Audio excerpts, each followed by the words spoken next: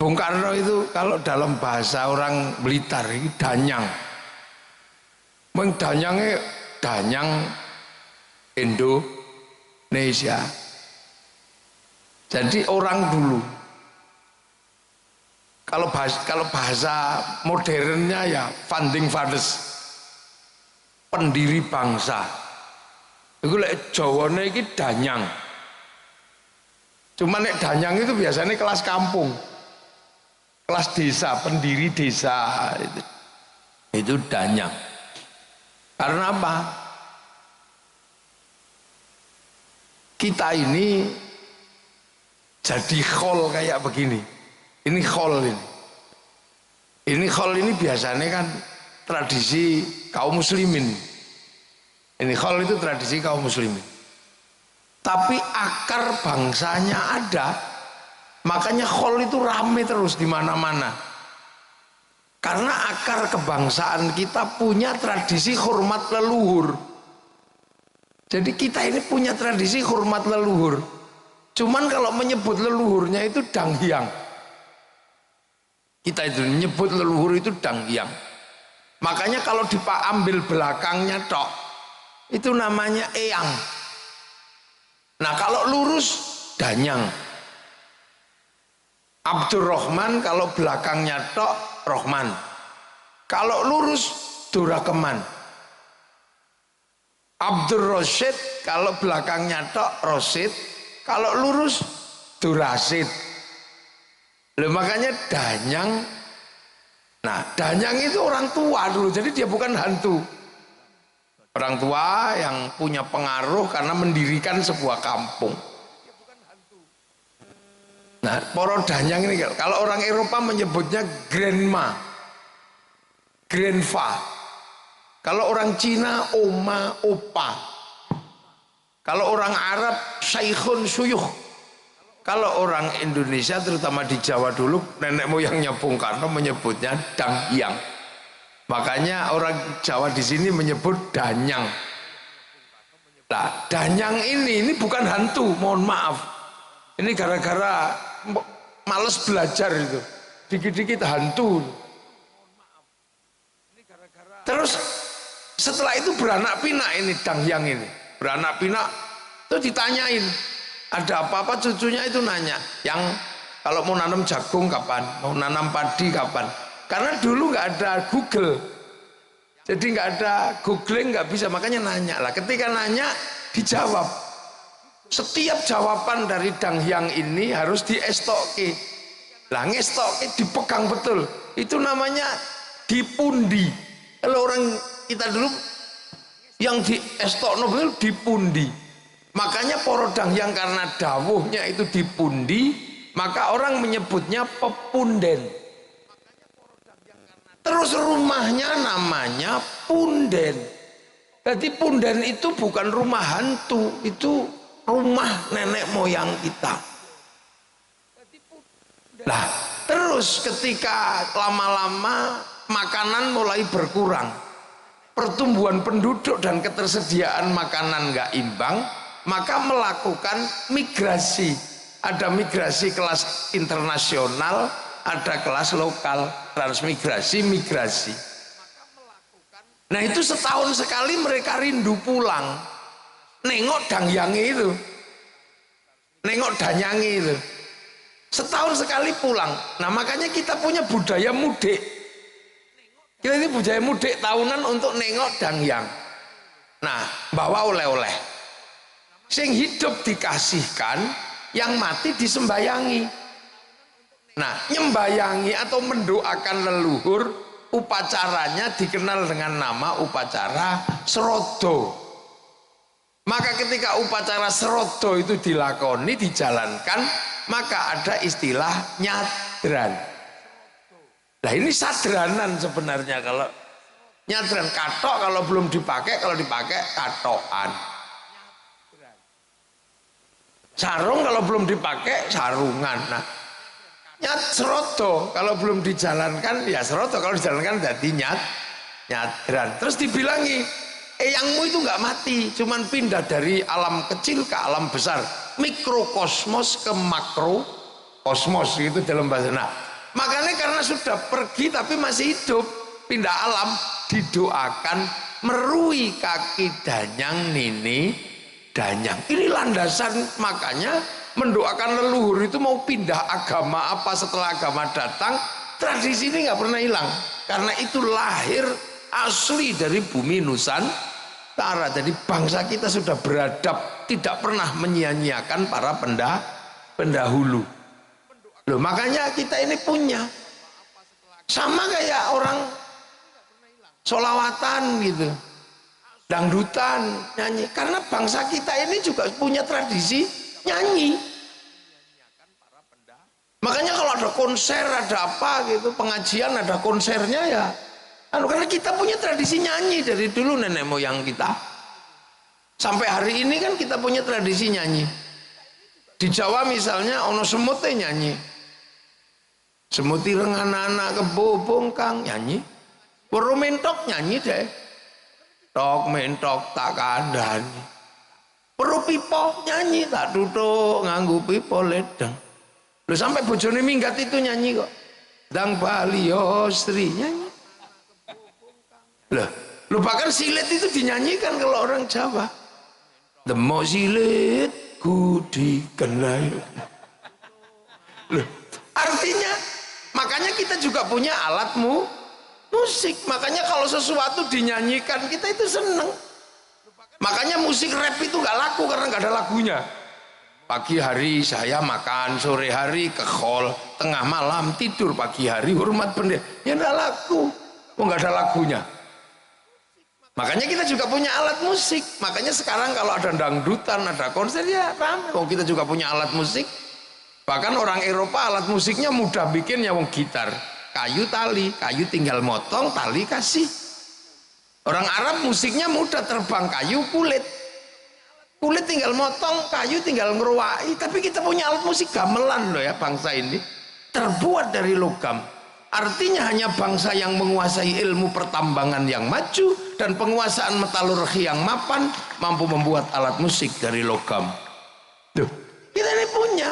Loh, makanya tradisi ini kita punya. Ini belum yang lain. Ini tak buka semua sampai subuh nggak rampung.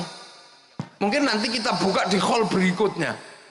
Tuh, kan ini terus ini mesti kita tahu. Kita punya akar. Nah, terus terkait dari Danyang tadi yang Serodo Nyadran. Terus Islam kan datang ini ke Nusantara. Ini Islam datang ke sini mengajarkan hal yang sama. Kamu jangan lupakan para pendahulu.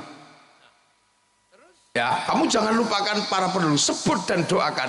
Walladzina ja'u min ba'dihim yaquluna rabbana ighfir lana wa li ikhwanina alladzina sabaquna bil iman. Kamu jangan lupa bahwa orang-orang yang dulu bawa iman kamu doakan. Loh, makanya danyangnya Rasulullah. Loh, Rasulullah itu yang dua danyang, kok salah no. Rasulullah itu punya danyang di Mekah sana. Yang buka hutan Mekah itu siapa? Nabi Ibrahim. Nabi Ibrahim itu yang buka hutan Mekah tadi, dari gak ada apa-apa ditempatkan anak cucunya. Rabbana ini askantu min dzurriyyati biwadin ghairi dzi zar'in 'inda baitikal muharram. Ketika berdoa kakinya ada tapak kakinya. Itu diabadikan sampai hari ini, gak dihilangkan. Terus berdoa lah, ini Nabi Ibrahim berdoa, Rabbi ja'al hadza baladan aminan. Ya Allah, jadikanlah negeri ini negeri yang aman. Maka sampai hari ini kita umatnya Rasul diajarkan jangan lupa Nabi Ibrahim. Makanya setelah Allahumma sholli ala sayyidina Muhammad, kita mesti nyebut kama shollaita ala sayyidina Ibrahim wa ala ali sayyidina Ibrahim fil alamina innaka hamidum majid. Ini wa ala ali Ibrahim nggak pernah, dan yang itu disebut. Nah, makanya kita ini mencoba meniru bahwa kita punya pendiri bangsa, punya founding fathers, Bung Karno. Tapi sejarahnya bisa ditafsirkan oleh banyak. Makanya kalau kemudian wali kota dan keluarga besar mau bikin hall secara terbuka, ini pas. Karena apa? Pendiri Indonesia tidak boleh dilupakan. Founding Fathers Indonesia jangan sampai dilupakan. Jangan sampai anak-anak kita ini nggak ngerti. Jangan sampai. Nah, cuman kalau Islam kan tidak, Nabi belum disebut. Makanya kita diajarkan ziarah kubur. Terus di kuburan kita disuruh mendoakan kan gitu. Makanya ada tahlil, ada yasin, dan diyakinkan orang mati itu nggak mati, masih hidup. La taqulu liman yuqtalu fi sabilillahi amwat bal ahyaun, masih hidup. Orang-orang meninggal itu masih hidup. Makanya harus kita peringati orang-orang meninggal ini di kuburannya, karena kalau enggak nanti makamnya ganti, namanya berubah, kita ini bisa repot. Harus dijelasin. Terus diajarkan karena masih hidup, diajarkan apa? Ila hadrati ila ruhi. Terus Islam mengajarkan orang mati bawakan makanan yang banyak. Makanya Pak Iben menyiapkan makanan banyak, 5.000 tumpeng. Tapi jangan dibawa ke kuburan Bung Karno. Kita makan sendiri biar jadi sodakoh. Makanya kemudian muncul istilah sodakoh untuk memberikan apa? Kiriman kepada orang yang sudah meninggal. Sehingga serodo nyadran klebon kemasukan istilah sodakoh. Maka kemudian ada istilah sedekahan. Sodakoh dijalankan jadi sedekahan. Berhubung sing meninggal wis di dalam bumi, maka kemudian juga ada istilah sedekah bumi. Begitu ada makan, kiainya pasti doanya Allahumma barik lana, Allahumma barik lana, Allahumma barik lana. Lah kok tiba-tiba setiap ada makanan kiainya datang doanya Allahumma barik lana. Maka kemudian karena burak-barik akhirnya makanan datang, ada yang menyebut barian, ada yang menyebut baritan. Ini menyebut barian, ada yang menyebut baritan. Nah, makanya kita alhamdulillah kita juga diajarkan jangan melupakan sejarah masa lalu. Intinya khol itu apa? Jas merah, kata Bung Karno. Jangan sekali-sekali sampean melupakan sejarah. Tapi intinya orang yang sudah meninggal kita doakan, kita sedekahi. Tadi sudah didoakan, disedekahi. Baru setelah itu kita bicara manakib atau sejarah orang yang meninggal. Tadi sekilas disampaikan sejarahnya Bung Karno. Tapi Bung Karno ini kelasnya kelas nasional, bahkan kelas internasional. Bung Karno ini bukan kelas lokal, beliau kelas internasional. Makanya sampean coba jalan ke Maroko sana, itu ada jalan Soekarno. Di Kuba ada, di daerah perang, daerah Peshawar sana ada nama Bung Karno. Bahkan sampean kalau mengaku Indonesia gitu ziarah ke makam Imam Bukhari, orang tahu oh ya Indonesia, Soekarno jalan. Bahkan sampai di Mekah ada pohon Soekarno. Jadi Bung Karno ini kelasnya kelas internasional. Karena apa? Karena nation state yang beliau bangun berjejer dengan nation state negara lain. Karena Bung Karno yang pertama berbicara bagaimana membangun bangsa. Ini gimana cara membangun bangsa? Karena bangsa kita ini kan sudah bangsa yang sudah utuh, sudah kuat. Sebagai nation kita ini sudah jalan sebagai bangsa. Kita mengenal bangsa Singasari, kita mengenal bangsa Majapahit. Bahkan bangsa kita bukan bangsa yang main-main. Makanya Bung Karno tidak pernah melepaskan bagaimana menggali masa lalu. Karena kita punya kekuatan untuk bikin bangsa dan negara. Berbicara tentang strategi politik, kita punya kitab Negara Kertagama. Kita punya pelajaran bagaimana membangun Majapahit yang beraneka suku, beraneka ragam. Kita bisa baca dari situ. Jadi kita mungkin sebelum kita baca bagaimana masa lalu Cina, masa lalu Afrika, kita sudah punya masa lalu. Kita punya negara. Tahun 300 kita punya negara namanya Kutai Kartanegara. Tahun 500 kita punya kerajaan Kanjuruhan di Malang. sekitaran Blitar. Tahun 600, 500 dikit kita punya kerajaan Kalingga dengan Ratu Sima. Di Palembang abad ke-7 sudah ada Sriwijaya. Jadi kita komplit. Ketika Rasulullah lahir tahun 600, 571, kita sudah punya negara.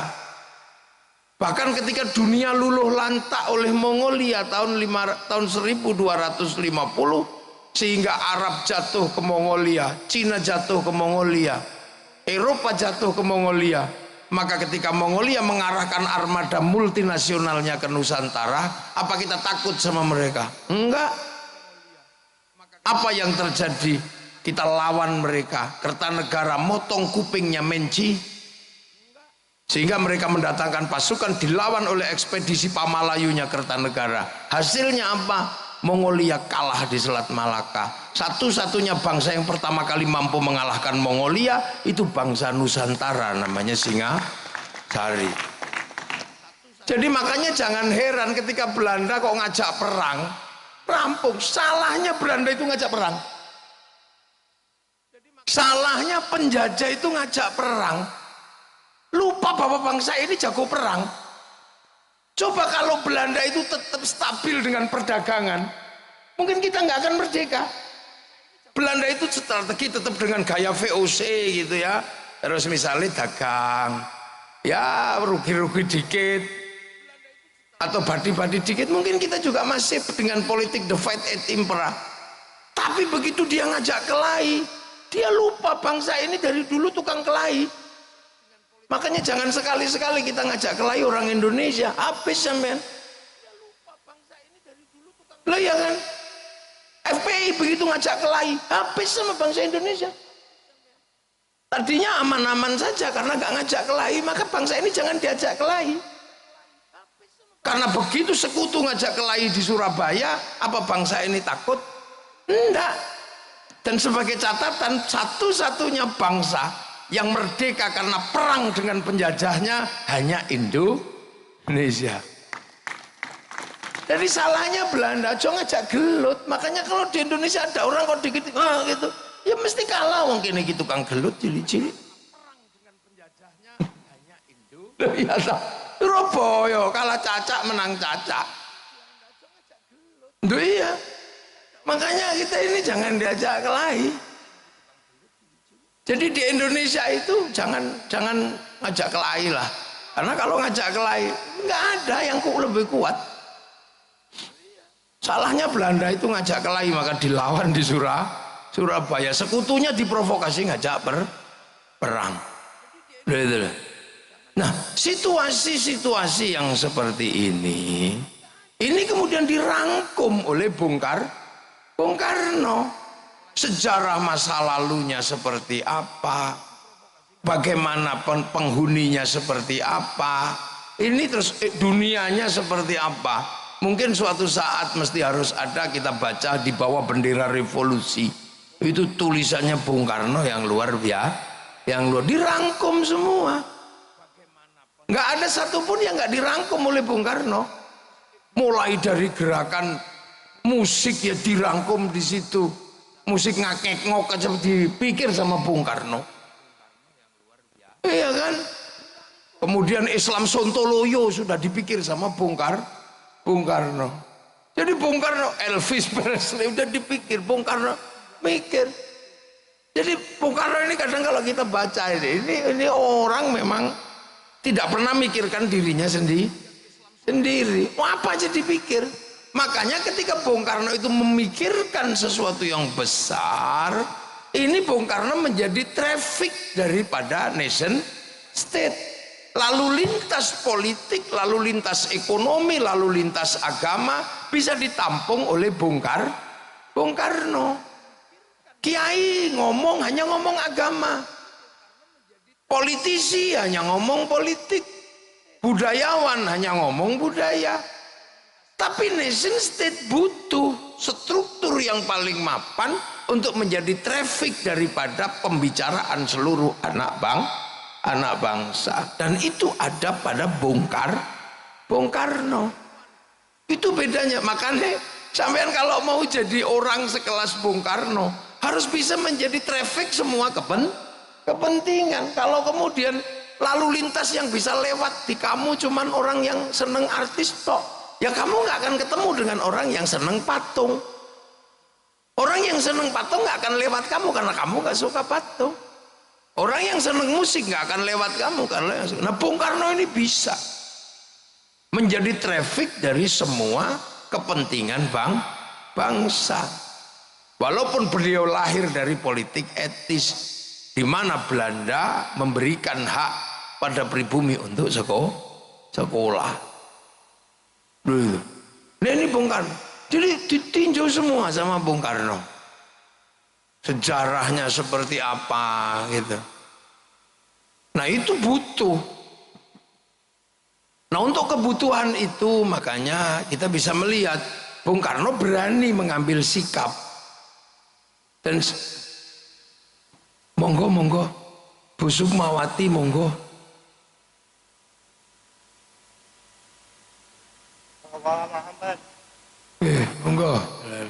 Monggo Bu Sukma monggo. Nggih. Monggo lah jenengan WA kula bal-balik niki. Kula pun disiki dine gak teko. Monggo mriki. Nggih. Nggih monggo. Monggo lenggah. Oh ini.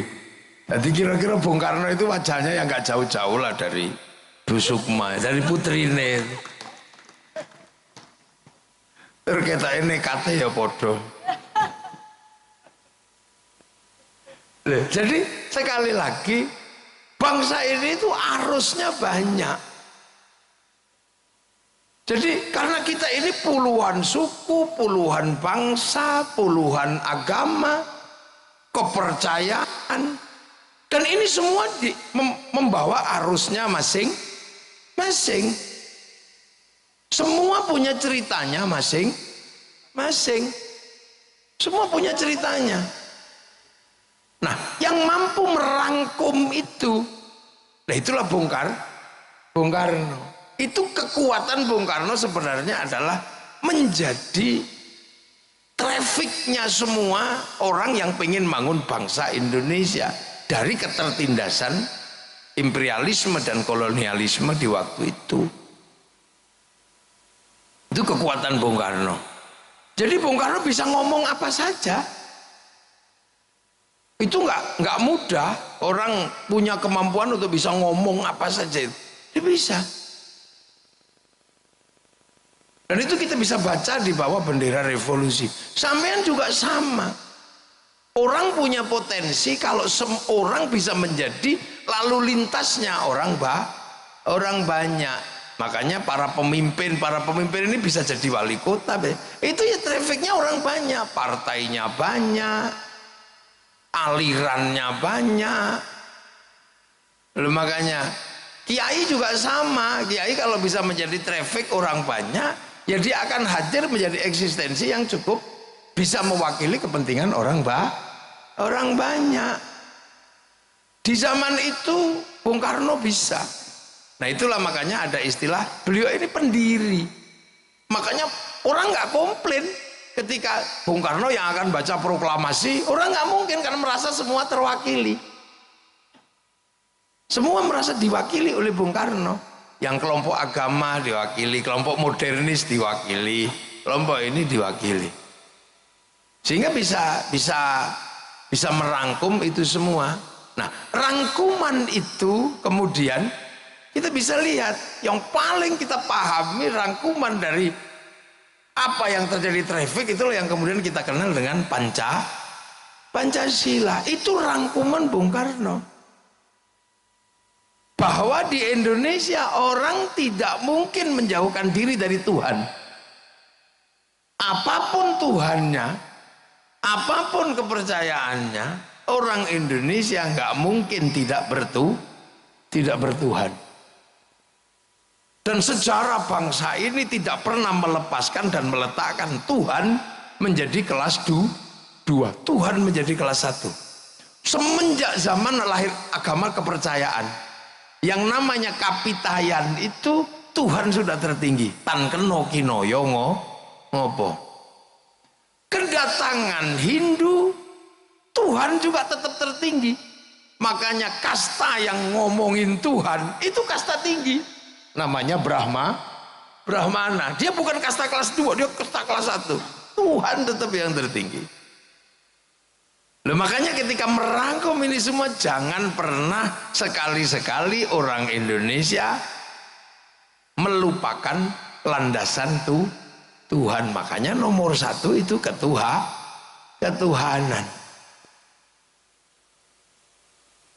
Nah, setelah ngurus urusan ketuhanan, jangan pernah melupakan bahwa urusan kedua adalah urusan manusia. Karena pergerakan dunia ini pasti karena manusia. Dunia ini ada dan kita bisa nikmati karena ada manusia. Kalau cuma sapi tok, itu dunia nggak bergerak karena sapi monoton. Kalau dunia itu hantu gitu, enggak, dia monoton. Tapi berhubung dunia ini manusia, ini nomor 1. Coba, manusia yang kita lihat sederhana ini menggerakkan dunia. Bibir manusia itu menggerakkan pabrik lipstik, asetnya triliunan. Makanya semalam saya di PDI Jogja, saya bilang, kalau bisa itu kita ini punya patung manusia. Jadi kalau bisa sampean itu di rumah itu punya patung manusia, bukan untuk disembah atau apa, tapi sampean hitung apa yang bergerak di dunia ini yang bersandar pada manusia. Kamu bikin patung aja manusia gitu, itu kepalanya itu menghasilkan industri topi, industri semir, triliunan di situ. Kopiah, topi, kemudian rambut menghasilkan semir, di dalam rambut menghasilkan kutu menghasilkan pabrik peditok. Loh, itu kalau dunia ini apa yang tidak bergerak dari manusia? Maka setelah urusan Tuhan, ini kuncinya di manusia. Coba, ada negara yang hidup cuma dari muka manusia, ada, Prancis. Dia cuma hidup dari blush on, dari lipstick. Lihat gigi manusia melahirkan apa? Pabrik odol, pabrik sikat. Itu di kepala ini asetnya triliunan. Jadi kalau kita berbicara manusia, jadi ojo sembrono zaman dengan manusia. Cuman kadang kita nggak pernah mikir manusia, kita cuma begitu mikir kambing lupa manusia. PDI begitu mikir banteng lupa jangan banteng lali menungso manusia. Iya, mata ini melahirkan industri moto triliunan asetnya, sampai apa itu yang namanya hidup ini begitu. Orang bisa hidup, ibu-ibu ini bisa hidup, itu karena apa? Alis ini, ya Allah, triliunan. Jari ini menghasilkan industri kuku, ini potong kuku, manikur, pedikur. Loh, ini bergerak. Makanya setelah Tuhan menciptakan dunia ini, kamu lihat manusia dulu, manusiaan, jangan sembrono. Mau nindas, mau ditindas, mau perang, mau apa, kuncinya ada di manusia. Nggak ada perang sapi, nggak ada. Sapi bisa bertarung karena dinaiki manusia. Kuda berkelahi karena dinaiki manusia. Coba, ada negara-negara manusia yang bisa hidup. Lihat manusia ambekan, bikin industri oksigen. Yang kemarin ketika COVID, betapa mahalnya oksigen, yang orang Blitar nggak pernah kepikiran.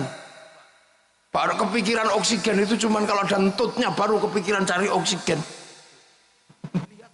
Bayangin, dunia ini bergerak di manusia. Turun ke bawah dikit, gitu. Ada di pantat, menghasilkan industri kursi. Begitu berbicara yang keluar dari pantat, ada industri pempes. Triliunan triliunan itu asetnya. Loh, jangan dikira itu sederhana. Begitu nya nggak keluar, ada industri dulkola. Begitu keluarnya terlalu lancar, melahirkan industri pabrik obat mencret. Diapet. Terus stop loh. Modio loh. Coba sampean.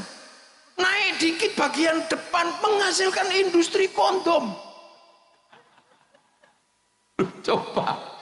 Loh, itu industri jadi dunia ini bergerak itu di situ. Makanya kemanusiaan ini tidak boleh sampean tinggalkan setelah urusan Tuhan. Dan setelah itu sampean harus mikir, makanya para pemimpin kepala daerah ini harus punya patung. Pak Ibin, lu santri kula niku Ibin niku. Kula sing ngomong niku mbiyen ning Jogja. Saiki dadi wali kota ya wis. Top. Dadi muridku wis ono sing dadi wali kota. Top, makane berapi-api. Berdemonstran ya. Jadi coba, apa yang tidak ada dari manusia coba? Ada syuting. Itu syuting, itu kenapa? Karena manusia pengen gambarnya ada. Ada rokok karena manusia ngantuk. Coba, nggak ada satupun di dunia ini yang nggak berhubungan dengan manusia. Makanya manusia harus mendapatkan prioritas kedua setelah ketuhanan. Tapi ingat satu prinsip, manusia nggak bisa mandiri, manusia nggak bisa independen. Dia butuh dengan yang lain, butuh lingkungan, butuh manusia yang lain. Manusia nggak bisa hidup sendiri, sudah. Makanya konsep kehidupan begitu, manusia nggak bisa berdiri sendiri, dia butuh orang lain. Pengen cantik butuh orang Prancis. Kita minum di sini butuh Danone. Kita butuh malah macam-macam. Manusia nggak bisa hidup sendiri. Makanya ketika manusia nggak bisa hidup sendiri, sama Tuhan, kamu manusia hidupmu karena makan. Maka ketika kamu makan, jangan melupakan yang lain, bahwa di dalam makananmu ada intervensi, ada keterlibatan orang lain. Makanya manusia yang paling nyata hidupnya karena makan, maka makan mengingatkan kita bahwa makan tidak independen. Maka doanya Allahumma barik lana. Kenapa bukan barikli? Kenapa berkahilah kami dalam makanan? Karena makan kita melibatkan orang yang kadang kita nggak tahu tempatnya di mana, sukunya apa, agamanya apa. Kita makan nasi.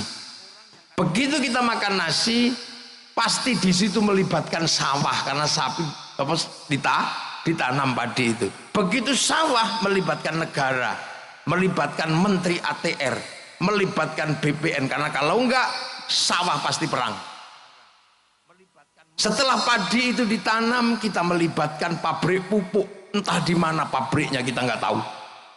Setelah padi itu ditanam, kita nggak tahu pabriknya di mana, siapa yang bikin insinyurnya. Begitu kita panen, kita melibatkan mesin pemanen. Begitu kita masak nasi, kita melibatkan pabrik kompor.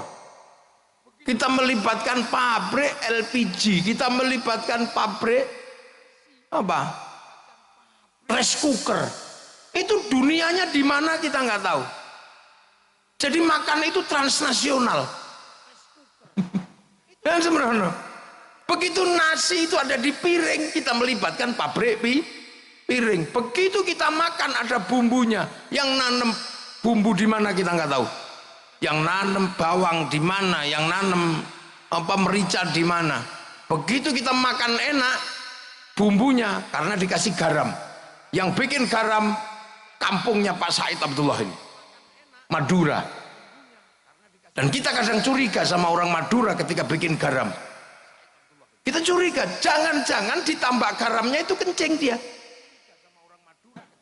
Makanya orang Jawa curiga, karena takut dikencingi, maka produknya dikasih nama uyah, karena khawatir pas bikin nguyuh. Oh, jangan-jangan pas bikin uyah nguyuh, makanya dibikin uyah sama Puyo, kira-kira, tapi kalau enggak ya syukur. Ini di mana kita nggak tahu. Setelah kita makan kemudian kita ngambil anggur merah. Anggur merah bukan tanaman Indonesia. Lihat kalau nggak Cina, New Zealand, Australia, Amerika. Itu berarti apa? Butuh impor. Kalau berbicara impor berarti butuh negara. Negara menunjuk Menteri Perdagangan. Menteri Perdagangan menunjuk eksportir, importir. Di situ pasti ada bill of lading, ada letter of intent. Ada obligasi. Loh, coba kira menungso itu tanpa persatuan urip, ndak mungkin. Makanya di dalam agama sudah diajarkan tulang kehidupanmu adalah makan. Maka ketika kamu makan, jangan kamu lupakan bahwa ada intervensi, ada keterlibatan orang lain. Maka Allahumma barik lana. Maka agama pun ketika berbicara tentang kebenaran itu bersama. Makanya mayuridillahu bi khairan yufaqihu fiddin. Yang dikehendaki menjadi baik oleh Allah dikasih ngerti urusan agama. Ini tak ajak ngaji nahwu. Khaironnya di situ nakirah. Maknanya khairon kamilan, kebaikan yang sempurna. Baik sempurna bukan milik manusia, itu milik Allah. Makanya kalau ada manusia baik pasti nggak sempurna. Saya tanya sekarang, pasti baik, pasti nggak sempurna. Malam ini pengajian ini baik apa enggak? Nah kalau malam ini pengajian baik, yang paling baik siapa? Ayo, ya kiainya pasti. Ya pasti kiainya. Loh kalau pengajian ini baik, yang paling baik ya pasti saya. Yang dikasih duduk meja cuman saya. Yang lain kan sudah biasa punya kursi, jadi ya, dan punya meja lah. Saya kan nggak pernah punya meja, jadinya ya. Makanya tadi sampean dapat makanan di sini yang enggak, wis biasa untuk panganan. Loh, tapi saya nggak boleh mengaku yang terbaik, nggak boleh. Karena saya baik terlihat di sini, diundang sama wali kota. Kalau saya nggak diundang wali kota, nggak kelihatan saya ada di sini. Nah kalau gitu baik saya apa baik wali kota? Ya nggak bisa, saya nggak datang wali kotanya jelek. Loh itu baru 2 orang sudah ribut, saya sama wali kota. Apalagi kalau sampean ikut-ikutan, yang baik ya saya, kiai, kami. Lah kenapa mau datang? Karena kalau nggak ada orang duduk di situ, ini bukan pengajian, bukan khol, ini cek sound. Loh, terus kata tukang sound yang paling baik ya kami, kiai. Lah kok nama? Nek sound tak pateni ya bubar katanya. Kata Pak Wali Kota, ya coba pateni rata bayar. Ya kan? Ini menjadi indah karena ya ono sing masang tenda. Padahal biasanya yang suka masang tenda ini sholatnya juga nggak terlalu rajin. Loh, mana ada baik itu berdiri sendiri. Makanya orang kalau baik jangan mengaku paling baik, karena baik itu nggak independen. Makanya karena manusia ini nggak mungkin hidup tanpa persatuan. Nah, sekarang persoalannya adalah bagaimana orang bisa menghargai orang lain, karena manusia nggak bisa hidup dengan dirinya sendiri. Bagaimana manusia bisa menghargai orang lain yang ada dalam hidupnya? Kiai sholat, ada dalam hidupnya peranan orang Cina. Karena kiai kalau sholat harus tutup aurat. Begitu tutup aurat, ini kain. Ini bikinan pabrik kain. Yang punya pabrik kain itu Cina. Jadi dalam sholat itu Cina juga hadir. Makanya kiai nggak boleh ngamuan sama Cina. Karena kalau Cinanya pergi, kitanya udah. Loh, dalam kehidupan kita nggak bisa kita ya. Kita sholat wudhu, kaum muslimin wudhu, pakai air. Yang nyiapin keran sama pipa siapa? Mas Pion. Maka kita nggak boleh anti industri. Begitu kita bikin masjid, ada pabrik semen di situ. Itu siapa yang bikin? Ya orang-orang Krakatau Steel sana. Kita pergi haji, itu pasti bayar ke bank. Maka kiai nggak boleh mengharamkan bank, karena begitu bank haram, kita nggak jadi pergi haji. Wong pilotnya nggak mau dikasih duit. Loh ini, loh yang kayak gini. Makanya sekarang ada konflik Yahudi gitu. Hancurkan Yahudi semua, ya sisain lah dikit, jangan habisin semua. Karena pesawat itu bikinan sana. Begitu sana nggak ada semua terus mati lah, kita renang. Loh itu makanya konsep hidup ini nggak boleh orang semena-mena dia. Nah, yang menopang itu semua apa coba? Perasaan setara antar suku, antar anak bangsa, antar agama. Itu konsepnya ada di mana? Ada di Indonesia. Konsep apa? Konsep hidup yang pernah ditawarkan oleh Rasulullah Muhammad Sallallahu Alaihi Wasallam. Konsep kullukum ra'in wa kullukum mas'ulun an ra'iyati.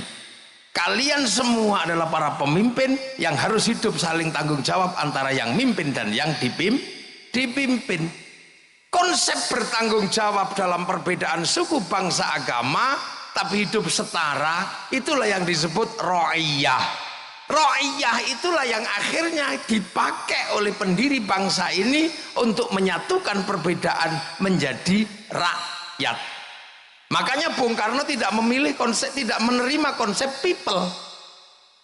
Karena kalau people itu vox populi vox dei, suara mayoritas suara Tuhan. Begitu dia mayoritas, dia diktator mayoritas. Makanya ra'iyah tidak menerima konsep khilafah atau ikhwanul muslimin. Ra'iyah juga nggak bisa menerima konsep, Bung Karno nggak menerima konsep komunis. Karena komunis itu adalah diktator mayoritas. Sama diktator proletariat. Makanya konsep yang dipakai adalah ra'iyah, yang akhirnya antar suku yang berbeda bisa setara, antar agama yang berbeda bisa setara. Nah itu yang kita kenal dengan konsep rakyat. Akhirnya yang tadinya kawulo di Jawa bisa mandiri bilang kulo, yang tadinya hamba sahaya bisa tegak bilang saya, yang tadinya abdi di Sunda bisa bilang abdi mah, yang tadinya orang Banjar pukulun bisa bilang ulun. Itu karena apa? Karena konsep ra'iyah atau rakyat. Maka persatuan hanya bisa dijalankan kalau manusia menggunakan prinsip kerakyatan. Dan satu-satunya muslim terbesar dunia yang bisa mempraktekkan menggunakan konsep ra'iyah hanya muslim Indonesia. Terus mbok arani Bung Karno yu ora santri ngono kira-kira. Bisa menerapkan konsep itu. Saudi kembali menjadi kerajaan. Beberapa negara di Timur Tengah komunis. Kita menggunakan idiom yang asli. Makanya ra'iyah itu kalau ngumpul namanya musyarakah. Apa musyarakah? Yang tadi saling bersekutu, saling melengkapi. Cina melengkapi, Jepang melengkapi, orangnya nggak datang, Sonnya datang. Orang Korea nggak datang, Samsungnya datang. Ya datang semua ini loh. Nah itu musyarakah yang kita jadikan istilah lokal masyarakat. Makanya musyarakah ini indah dan itu di Indonesia terjadi. Nah musyarakah ini kalau mau mengambil keputusan musyawarah wasawirhum fil amri, bermusyawarahlah dalam berbagai urusan kamu. Makanya konsep musyawarah ini kemudian terlembagakan Majelis Permusyawaratan Rakyat, Dewan Perwakilan Rakyat. Idiomnya masih idiom yang sama. Maka kemudian majelis dan dewan ini membentuk lembaga mewakili musyawarah, membentuk panitia lah. Panitia ini kita bisa lihat sudah tidak lagi berbicara kamu sukunya apa. Pengen kepala desa daftar, pengen jadi bupati daftar, pengen jadi DPR daftar. Semuanya punya hak yang sama, nggak pernah dibedakan kamu turunan siapa, kamu siapa. Setelah daftar, karena ini demokrasi prosedural, cari teman sebanyak-banyaknya. Kalau nggak bisa cari teman sebanyak-banyaknya, beli. Nek ndek duwe ngono lho, ya piye meneh. Nah, itu konsep musyawarah. Makanya nah yang nata dulu yang digali oleh Bung Karno ini kerjaan siapa? Kerjaan para wali. Nah kenapa di Indonesia Anda mengenal wali? Karena dulu Indonesia itu Hindu, kasta tertinggi Brahmana. Makanya yang bisa imbang berbicara dengan Brahmana para wali. Saudagar nggak bisa ngomong agama di Nusantara karena saudagar itu kastanya Sudra. Ya wali. Makanya akhirnya penataan ini oleh Bung Karno dilembagakan menjadi wilayah. Al-wali, al-wilayah. Jadinya apa? Konsep ra'iyah musyarakah musyawarah menjadi wilayah yang disebut NKRI, Negara Kesatuan Republik Indonesia. Hasilnya apa? Arab satu bangsa pecah puluhan negara, Cina satu bangsa pecah puluhan negara, Afrika satu bangsa pecah puluhan negara. Kita puluhan suku bangsa agama mampu bersatu dalam satu negara kesatuan Republik Indonesia.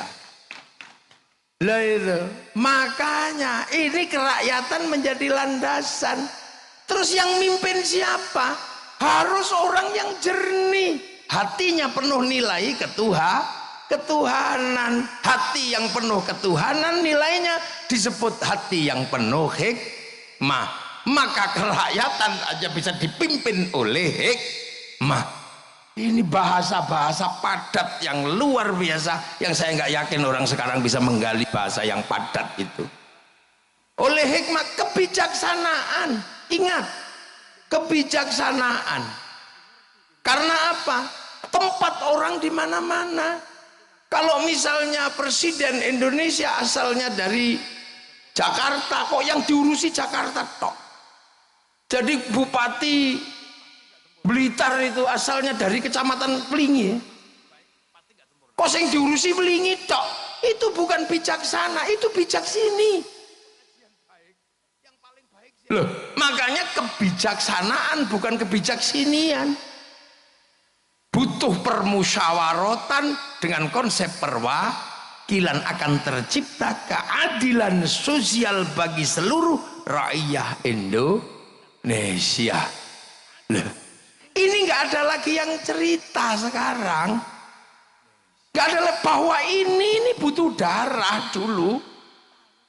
Untuk tegaknya NKRI itu butuh darah. Jangankan NKRI, mendirikan bendera itu mati dulu orang. Yang sekarang harganya 15.000 mungkin, itu dulu mati teman. Karena ini negara, karena berhadapan dengan negara yang lain. Di Jogja takut biar gak ditembak itu kalau mendirikan merah putih, taruh dalam rumah. Belanda curiga, tiangnya dikasih tebu. Masih curiga tiangnya dikasih kelapa, masih curiga tiangnya dikasih pisang, masih curiga tiangnya dikasih kelapa, padi, masih curiga bawa tumpeng. Begitu tumpengnya habis, padi mengering, pisang rontok, kelapa rontok, padi rontok, yang tersisa apa? Tinggal merah putih di dada kami anak-anak Indonesia. Begitu masuk Surabaya, masalah. Merah putih biru Surabaya gak kena di kalah cacak menang cacak. Begitu merah putih biru disobek, hasilnya apa? Berapa ribu yang mati berkalang tanah itu demi berkibarnya merah putih. Sekarang merah putih udah nggak minta nyawa, cuma minta gini dok. Iku ono sing alasan musyrik, ono sing alasan bid'ah. Kayaknya orang itu di zaman perang kakek buyutnya mata-matanya Belanda itu. Jadi menjadi bangsa itu enggak kok terus kemudian idiom slogan dia diperjuangkan. Makanya ketika menjadi Indonesia ini ada yang berkalang tanah yang disebut pahlawan, ada yang disebut pejuang, veteran, itu semua bergerak kan gitu, itu semua bergerak dan itu dialami langsung. Bung Karno di penjara, dari penjara ke penjara, dari suka miskin. Padahal Bung Karno itu kalau mau hidup enak gampang, wong orang pinter zaman segitu. Iya, orang pinter zaman segitu kan nggak terlalu susah. Ikut Belanda aja udah beres. Jadi komprador. Tapi beliau memilih jalan perjuangan yang pasti terjal. Ditopang oleh beberapa kekuatan. Ayo, trafik yang berbeda-beda memerdekakan bangsa pakai Pancasila. Nah ini nggak ada yang cerita sekarang. Amerika itu konsen dengan cerita seperti ini agar bangsanya tetap dikenang sebagai masa lalu oleh anak-anak masa depan. Kita bisa lihat betapa mereka konsen di film Hollywood, mulai dari Wild West sampai The Last of the Mohican. Dia ceritakan, bayangkan, diganggu sama Vietnam, dia bikin Rambo 1 sampai 6. Bangsanya diganggu secara spiritual oleh Cina, dia bikin American Shaolin, American Kungfu. Diganggu sama Jepang, dia bikin American Samurai, American Ninja. Bahkan samurai terakhir dari Amerika namanya Tom Cruise dalam film The Last Samurai. Duh. Mereka jelaskan gagal dengan apa? Saddam Hussein, Hot Shot 1, 2. Gagal dengan terorisme, bikin 12 strong. Ini tercatat, mereka ceritakan semua. Cina, mana dia berhenti menceritakan ular putih sampai ular hijau. Dari Wong Fei Hung sampai Sun Gokong, dia ceritakan. Karena tahu bahwa bangsa ini nggak boleh melupakan sejarahnya. Dia ceritakan, Jepang, lebih berat lagi di Jepang. Karena semangat membangun bangsa dengan menanggung beban luar negeri namanya dumping. Semangat Bushido diceritakan, semua diceritakan mulai Oshin sampai rezim Tokugawa dan restorasi Meiji runtuh, diceritakan dengan epik yang luar biasa dalam sebuah cerita Samurai X dengan tokohnya Rurouni Kenshin. Ini dibangun. Malaysia, pernah nggak sampean bayangkan bahwa Malaysia sedang mencoba menceritakan bangsanya? Dia kembalikan bangsa Malaysia, orang Melayu kepada Si Upin dan Si Ipin. Si Ipin dan Si Upin nggak boleh lupa, fundamen bangsa Malaysia ada keterlibatan orang India. Maka kenalkan Si Upin dan Si Ipin dengan anak kecil namanya Jarjit. Dia nggak boleh ribut dengan anak-anak Cina, kenalkan Mei Mei. Dia nggak boleh ribut dengan anak Indonesia, kenalkan Susanti. Duh. Ini bangsa lain kerja. Malaysia apa Korea menceritakan apa? Dia ceritakan dari meja makan dengan derai air mata namanya drakor. Hasilnya apa? Dominasi finansial, kemandirian bangsa mereka dimulai dari membangun apa? Glorifikasi bangsanya masing-masing. Amerika mengeluarkan sejarahnya, produk Amerika masuk ke Indonesia laku semua. Mulai dari celana jeans sampai McD sampai segalanya laku karena glorifikasi mereka berhasil. Glorifikasi orang Jepang membuat produk-produk Jepang laku di seluruh dunia. Glorifikasinya orang Korea membuat makanan Korea laku, pakaian Korea laku. Dan terakhir, tragis sekali, saya ini generasi 90-an, generasi rock. Iya, generasi rock, generasi saya itu. Musik rock yang dulu melegenda bahkan mampu menjebol perang dingin antara Amerika sama Rusia, itu namanya Metallica. Dia konser di Moskow di Lapangan Merah, pengunjungnya 6 juta. Semua menganalisa nggak mungkin bisa dikalahkan, bahkan Woodstock juga nggak akan bisa mengalahkan, karena konser itu menjebol perang dingin. Itu sejarah yang nggak mungkin bisa dilupakan dalam situasi luring. Begitu ada COVID, diajar sama BTS. Sekali konser yang nonton 100 juta orang lebih, seminggu 4 kali, 1 tahun saya hitung pemasukan dari BTS yang ceng itu. 1 tahun pemasukan ke Korea 2.500 triliun. Kalah korupsinya Wilmar yang cuma 11. Loh, ini duit semua sampean, jangan dikira. Loh gitu. Makanya waktu itu Bung Karno begitu jadi bangsa, apa yang beliau pikirkan? Berdikari. Mari kita berdiri di kaki sendiri. Tapi tantangan terbesar Bung Karno adalah Hitler yang jatuh, 45 mati, 48 Jerman jatuh. Apa yang terjadi? Pisah antara Soviet sama Amerika. Bung Karno dipaksa, you mau ikut Soviet apa ikut Amerika? Enggak, non blok. Maka kemudian bikin Asia, Afrika macam-macam. Dan enak ketika bikin non-blok, karena apa? Intelektualnya nasionalis. Balai Pustaka sebagai pusat pengetahuan ditanya, kita mau berkiblat kemana kalau kita non-blok? Apakah kita akan menduplikasi Eropa? Enggak. Ada novel berjudul Salah Asuhan. Apakah kita akan menduplikasi model Arab? Enggak. Di bawah lindungan Ka'bah. Apakah kita akan menduplikasi Belanda? Oh jangan. Tenggelamnya kapal Van der Wijk. Apakah kita akan bangun murni Indonesia? Siti Nurbaya. Jawaban. Tapi Bung Karno bertahan di situ juga nggak mudah. Karena apa? Gelombang industri dunia bergerak menyasar seluruh masyarakat dunia. Akhirnya kemudian hanya bertahan dari 45 mendekati 65. Kemudian bangsa ini ada yang nyelip, membawa apa? Membawa sesuatu dari luar yang akhirnya kita harus apa? Membuka diri karena perubahan yang ada di luar. Masuklah kapitalisme model baru namanya developmentalism. Nah akhirnya ya sudah, Bung Karno terjatuh. Nah dengan berbagai epiknya, ada dinamika PKI, ada dinamika apa. Ini sebenarnya adalah perubahan yang harus ditanggung oleh Bung Karno yang mau bertahan dengan berdikari. Karena tetap mempertahankan konsep marhen, punya sawah sendiri, dikelola sendiri, itu masih bisa. Tapi semakin lama orang hidup seperti itu nggak bisa. Karena di sawah yang tadinya cuma butuh pawon dapur, butuh kayu, sekarang butuh kompor gas, itu industri. Sudah nggak bisa begitu. Kemudian beli kompor gas pakai WA, Bu kirim kompor gas. Begitu WA, yang terlibat adalah Mark Zuckerberg. Iya kan? Mark Zuckerberg pakai cloud di sana. Begitu kita bilang, ya sudah pakai transportasi, semua sudah nggak bisa.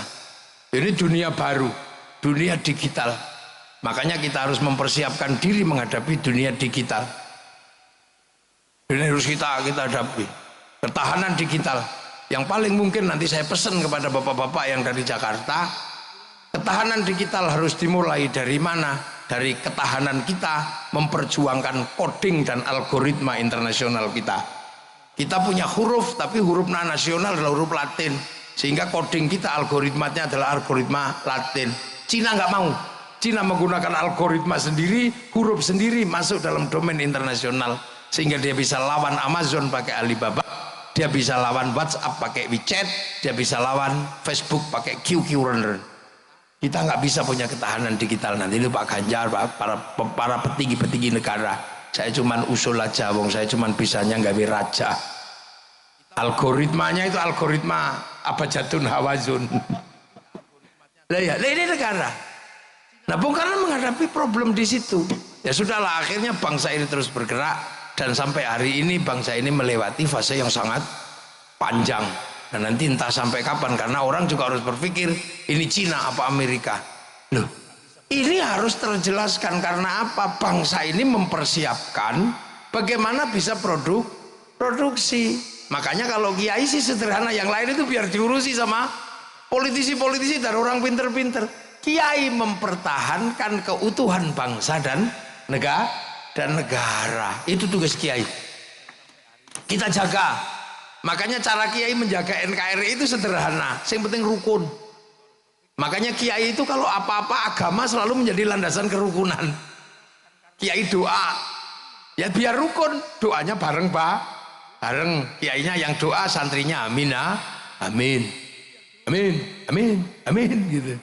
Yang lain sudah nggak mau doa bareng-bareng, doa sendiri-sendiri gitu. Santri kiai nggak, karena santri kiai bagian dari perjuangan NKRI. Maka kalau doa tetap bareng-bareng. Begitu yang doa kok tambah banyak, diajak ke alun-alun Blitar, namanya istighosah. Akhirnya roiyah ngumpul, rakyat semuanya ngumpul. Yang ngaji datang untuk ngaji, yang jual bakso datang untuk jual bakso. Kerukunan terjaga, roda ekonomi berputar. Itulah yang bisa kita lakukan. Belum makanya kiai itu sholawat. Ya nggak sendirian. Kalau sholawat bareng-bareng nggak bisa, Bu Sukma. Saya lagunya Rhoma Irama. Lawat bareng-bareng. Bendera laku. Apa aja laku, sampai kemudian semuanya laku. roda ekonomi berputar, kerukunan terjaga. Peringatan Maulid Nabi, kita kumpul di mana? Kita keluarin uang iuran setiap bulan, santri iuran, bikin kegiatan bersama yang sifatnya apa? Edukasi publik, kerukunan terjaga, roda ekonomi berputar. Makanya santri-santri ini nggak punya uang, pondok-pondok jelek-jelek, bikin WC aja angel. Makanya karena apa? Duitnya habis untuk merawat NKRI. Maka tugas partai-partai politik membantu, tugas bupati bantu. Karena enak dong, kiai mogok, polisi juga susah. Kalau kiai tiba-tiba mogok, nggak lagi merawat kebangsaan, sampai tadi bupati angel. Lu coba COVID itu kan ada kiai, wow judek sampean, melarang orang Jumatan. Untung ada kiai, tinggal ngomong aja, kiai Jumatan libur, Yong libur besok ya, alhamdulillah. Coba yang larang polisi, ya dilawan. Terus tiba-tiba kiai disuruh ngomong COVID, kiai ngomong COVID, lah kiainya kan nggak ngerti COVID itu apa. Ya akhirnya kiai ya sesuai fakta gitu aja. Saudara-saudara, hari ini zaman digital, dosa manusia terbanyak ada pada dunia digital. Membuka pakai jempol bisa ngomong apa saja, maka dosa ada pada jempol dan mulut. Maka Allah menurunkan corona, tangan harus pakai hand sanitizer, mulut harus pakai masker. Betul? Betul. Padahal kiai ini ngarang. Ini ruang, makanya terorisme begitu ngomong, kiai ngomong teroris, semua kiai ngomong teroris. Ketika bangsa ini terancam, mana ada kiai menghentikan diri? Karena apa? Kiai ini penerus para wali, punya tugas untuk menjaga wilayah, dan wilayah itu NKRI. Dan itu Bung Karno mampu merawat itu semua. Tinggal nanti ke depan bangsa ini mau seperti apa, tantangannya kayak apa, biar dipikir sama calon presiden Indonesia. Loh kan gitu ya, Pak Ganjar kan calon presiden Indonesia. Kalau kemarin kalah sama Pak Prabowo, mungkin tahun depan bisa menang lagi. Ya kan nggak ada yang tahu. Kayak Pak Jokowi, Pak Prabowo kalah, maju lagi, kalah lagi, maju lagi, menang. Wong panjenengan masih muda aja kok. Kalau 3 kali kalah ya 4 kali. Sak menangi. Lah ya, santri-santri ini kan yang penting bagaimana NKRI ini terjaga. Makanya jangan salah bahwa konsep kebangsaan ini sinergi antara yang dibangun oleh Bung Karno dengan nalar bangsa Indonesia, karena digali dari masa lalu ya. Amma ba'du. Ini baru mukaddimah saya. Loh, kiai itu kalau ngaji kan pakai amma ba'du. Kalau sudah amma ba'du berarti pembukaan selesai. Saya belum mulai ngaji. Tapi kalau bisa tahun depan Pak Iben ada sapi yang dipotong. Beli sapi lah, wong kol Bung Karno kok tumpeng tok gak ono sapi ini. Loh iya kan. Oh Pak Said yang mau beli sapi tahun depan. Iya, masak kaldu. Oke. Ya jadi itu. Jadi kita ini kadang tidak lagi ada yang menceritakan kita punya masa lalu. Kita punya Bung Karno, nggak ada yang menceritakan. Hari ini anak-anak sudah nggak tahu di bawah bendera revolusi. Sementara orang Soviet, orang mana masih tahu das kapitalnya Marx, masih tahu. Orang Jerman, orang Prancis masih ngerti Levi Strauss, Montesquieu masih ngerti, orang Yunani masih ngerti Platonis. Nah, kita tiba-tiba nggak ngerti apa-apa. Punya ayam jelek bagus dikit, ayam Bangkok. Punya rambut hitam di merah-merah. Akhirnya jadi LKMD Londo Komeng Dasi. Nah itu semangat Bung Karno, itu semangat untuk mempertahankan bagaimana bangsa ini bangkit. Karena nanti produksi butuh konsumsi.